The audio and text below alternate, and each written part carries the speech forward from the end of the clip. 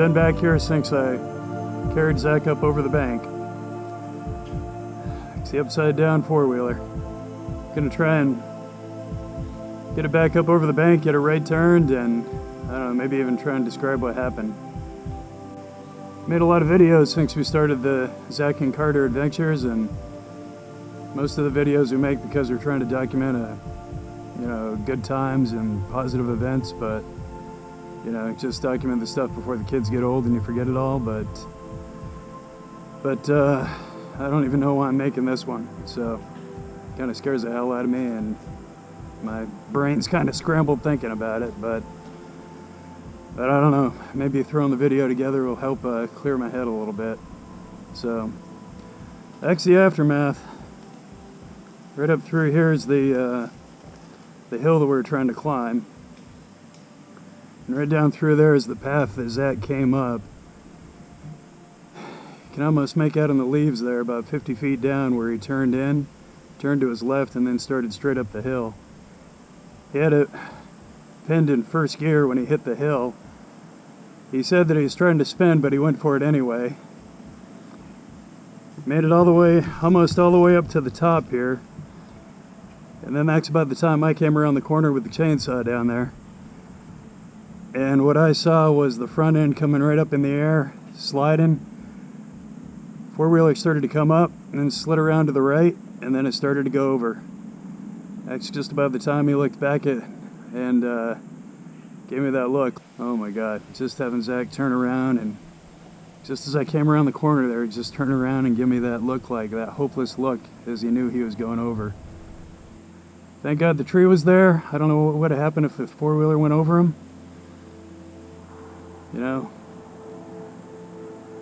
Yep. So what's the deal? What'd he get? So, I don't know, maybe he's lucky, maybe he's not, I don't know, but his left foot got pinned, broke his foot in 3 different places. Bottom of the tibia, fibia come down into the ankle. There's a skinny bone and a fat bone. Broke the fat bone along the growth plate, and then the skinny one, he actually bent it, didn't quite break it, but bent it. Doctor said at his age, 14, bones are like hard plastic, more than plaster Paris. But anyway, he bent that, and then about an inch below that, he's got a break in that one too. So they casted him up. He's up to the house, resting. And probably when I started up the 250 to come down here, he probably is bumming that he couldn't be out here now. Anyway, let's get that thing out of here.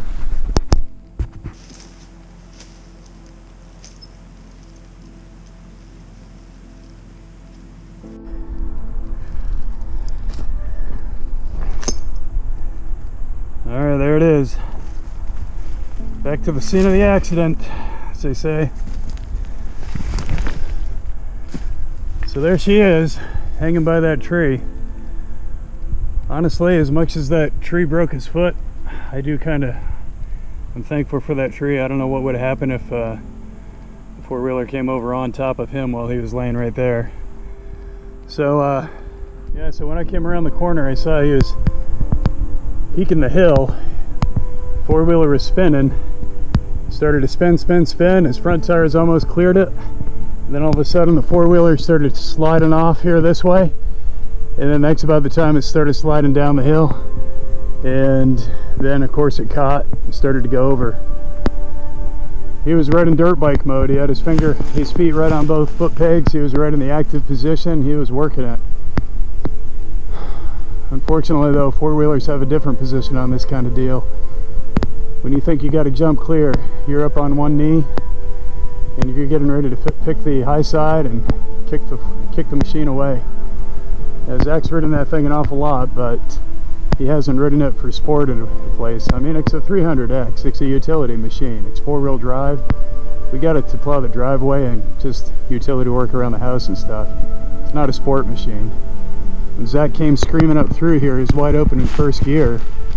He was giving it everything it had. He was thinking about shifting into second, he said. But it's just, it's a workhorse. It's geared low. So it didn't give him enough momentum to go up through the hill. So he said he was spinning right here at the base.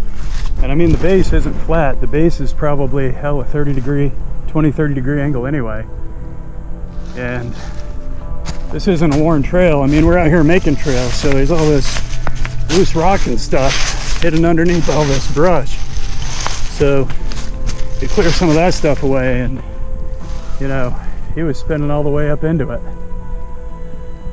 But yep, we'll get it out of there.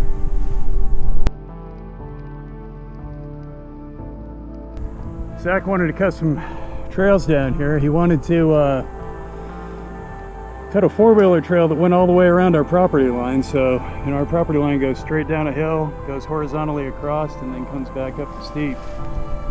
And we're actually down here with a four-wheeler because we thought the four-wheeler would be a safer option than dirt bikes. And you know, it's got the winch, it's got four-wheel drive. But hell, we're dirt bikers now, we're not four-wheeler guys. So we're in some expert terrain, and we're basically in novice mode. You know, don't get me wrong, I cut my teeth on years and years of four-wheelers and three-wheelers, but that was 30 years ago. Now my skills are morphing over into dirt bike skills. But Zach, on the other hand, he just runs that around the house there, just having fun. So, you know, we knew we were in some rough terrain here, so before we moved the four-wheeler, we were talking about it. I mean, even turning around the four-wheeler on this little road here, we came up with a plan of how we're going to do it safely. And then, you see there's a little bank on the side of the hill that we got to go up to before we can even get to the run-up. And so we talked about the safe way to come up this. We talked about squaring up the four-wheeler to get up that bank. And then, because of the angle, it was going to slide a little bit, so take advantage of the slide and turn the wheel and just kind of go around. So I was standing right here watching Zach go up this little incline, holding onto the chainsaw, figuring how to follow him up. And I planned to meet him right over here because he stopped the four-wheeler right at that corner, and then talk through the next stage. Well, I'm over here picking up the chainsaw, going up this little hill right here. Next thing I know, he's winding out the engine, going for it. So instead of waiting here to talk about it, he went for it, man, and he shot right up the hill and gave it everything he had. And unfortunately, we didn't get a chance to talk about what we're going to do, because we didn't have to go up the hill. We had contingencies. We had already talked through what our plan was. One plan was we're going to follow this road down through, go through some pricker bushes under a tree, and then onto the neighbor's property and up over the hill. Of course, Zach and I were reluctant to do that without getting permission, but we had a plan, a backup plan. Then the other plan, before we even brought the four-wheeler down here, was to use the winch on the four-wheeler to pull it right up over that hill. So if we couldn't do it, no problem. We found anchor point trees. We already had an extra 30-foot of chain in the four-wheeler. Winch control in the pocket, we're ready. But honestly, I think Zach got up through there, started spinning, and he said he was in dirt bike mode, and his 250 would go right up over that and eat it for lunch. 250 is geared a little bit higher though. That four-wheeler is geared lower, and poor guy never stood a chance. So, I mean, look at this stuff. This is what he's running in. No wonder he couldn't get a run up. And this angle here, I'm saying conservatively 15-degree slope. Here, I'll look at the trees on the side here so you can judge for yourself. That's probably a 15-degree slope, I guess. Get out the protractor. But yeah, so he was fighting all the way to it. I mean, we kept using the analogy, could we climb it if it was out in the middle of a field? And that was our sounding point, you know? But this is so damn loose, I don't know if we could climb it out in a field. Right there's the chainsaw.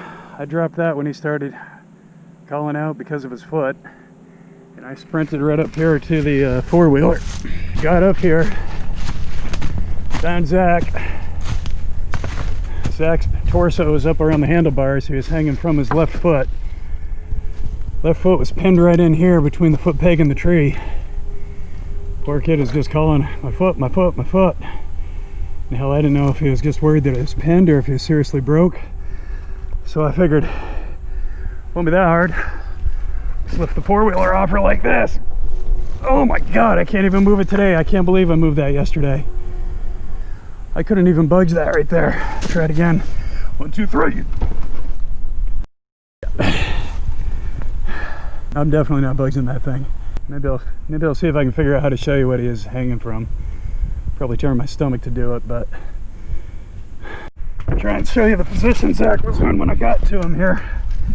Foot kind of stuck up there behind the tree, hanging down here, just dangling here by his foot, broken foot no less. Thank God I was here. He never could have got out of there by himself. Always ride together. So I'm going to try and flip that thing back over now. See if I can do it without a winch. It's getting looser. I think I'm going to have to get that chain. That's the chain we put in. There it is. That was going to be our anchor chain for the winch. Extra 30 feet just in case.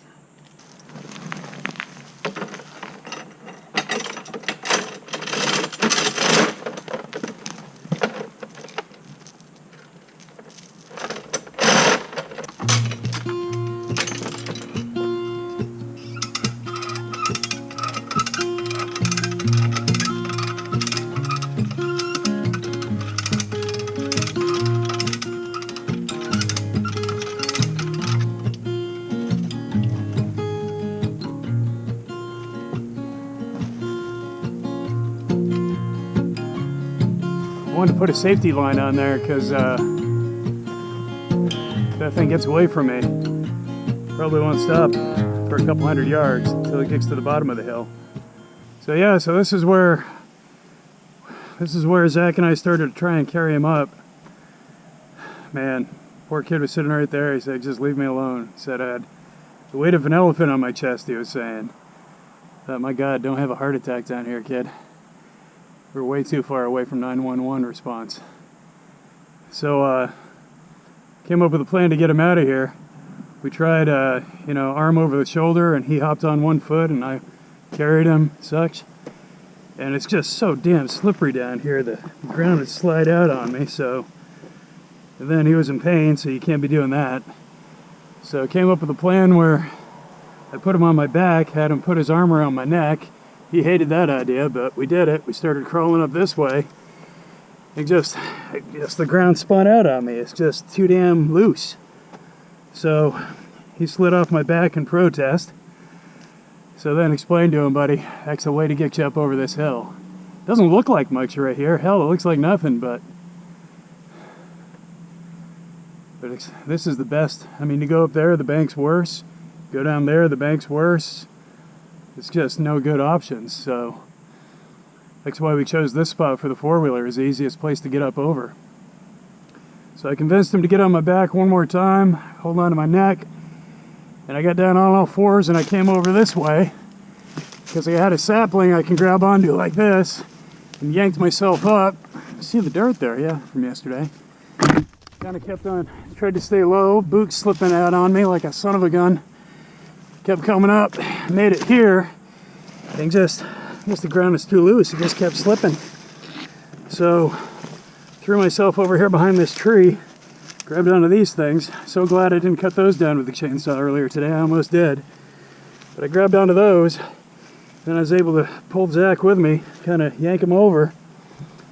And then I was able to get us over here, kept kind of dragging him by his arm. And then at this point, I could get up here on the hill, brace my foot there, and pull him up here, get him stable. Then I could jump up over and pull him the rest of the way. Got him here, got our breath a little, and then three-legged hopped him over to his bike. That's my bike, but his bike was sitting here yesterday because we're going to test out the trails. And I got it situated here so it's pointed uphill. I mean, this isn't flat here. Hell, this is probably a 5-10 degree. It's steeper than that. Tried to convince him that I was going to two-up him up the hill. He didn't want any part of that. So the only other option was to let him ride it himself. So he got over there on that side of it, his good foot, threw his bad foot up over. I balanced the bike, got it pointed straight up the hill, pulled up the kickstand, reached down and popped it into first. He took the clutch, he took the brake, and then insisted that I give it to him. I did, and off we went. Just like never had a problem in the world. I'll tell you, that's no easy ride. I'll ride it right now and show you. Got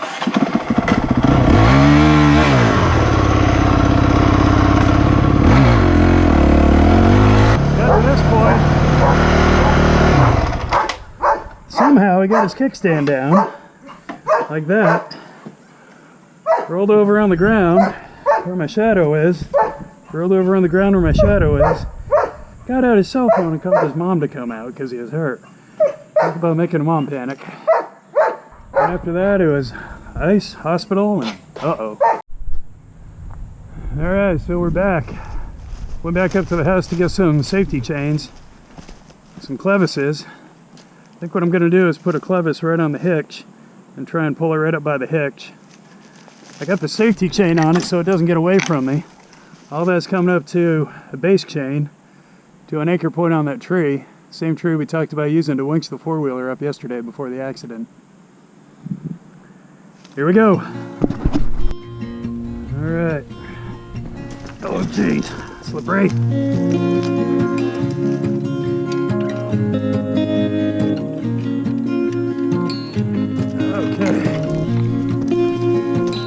Okay, we got our pull chain, safety chain, and hook up to the come along and yank this thing right up over the bank.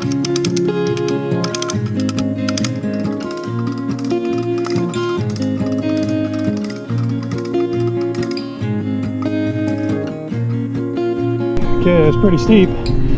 Making progress. Uh-oh, I see oil. That's not good. Might not be driving it out of here. Don't know why.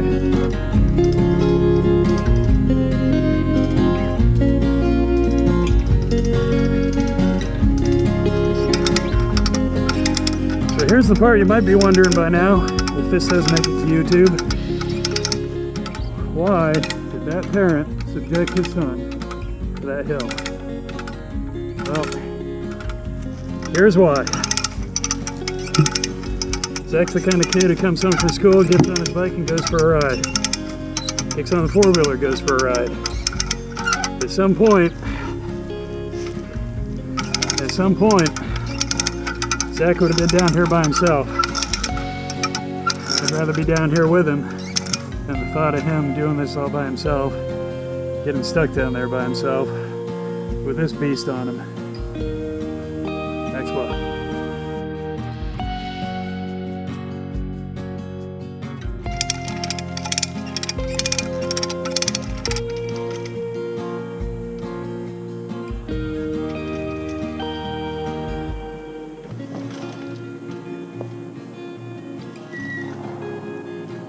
Check it out, first time I've seen it upright. Looks like we got a nice little memory there on the gas tank. Must be where it contacted the tree. Oil coming out through. Looks like I better check the oil. A little more oil down below.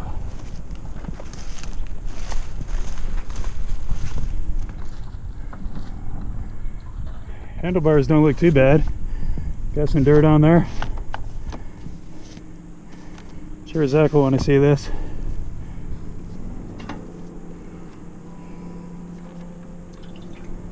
Little gas left in the tank. That's a beast. Get all my chains organized and put away here. There we go, we'll put that one right back in there where it was yesterday. Actually, that might be bad juju. I want to keep it out of there. The little compartment looks a little bit different now than it did when it was upside down a little while ago. And the chain fell right out. Hope I don't lose that one and all the leaves. See what she looks like under the hood. Battery box is right there. I'm expecting to see battery juice, but I'm not seeing any battery acid coming out under. Let's see what we look at under here. This is the air filter box. Look at that. Rax made a little nest in my air box. Little boogers. Plenty of acorns in there. Hope the guy's not in there anymore. If he was, I hope he was smart enough to get out. I don't need anything biting my fingers today. Look at that. Oh my gosh, he made a nice little snack out of the air box. There was a mouse in there yesterday. I'm guessing he's not enjoying life. I don't think I need to send him an eviction notice. I think he probably moved out on his own. Well, there's no gas in the air box. That's a good sign. No oil in the air box. Good sign. I think I'm going to let it sit just to let the oil drain back out into the crankcase. Just for fun. Wonder if it'll turn.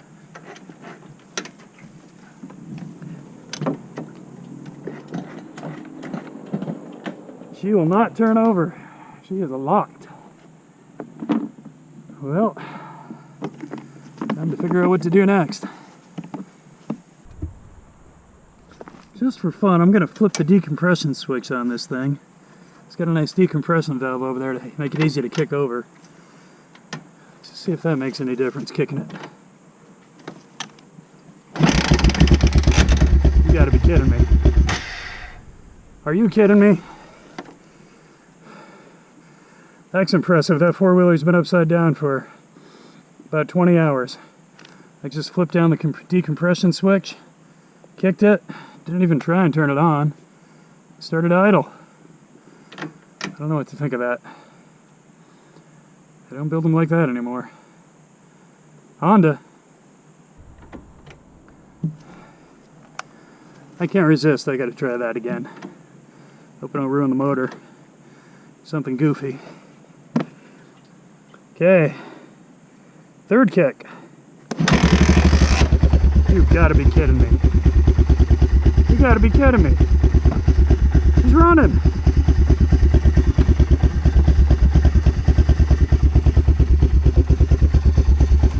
You've got to be kidding me. I don't know what to think of that. Oh my gosh. Upside down, 20 hours, she's running. Wow. Shutting it off. Give the oil more time to drain down into the box. Wow. What a beast.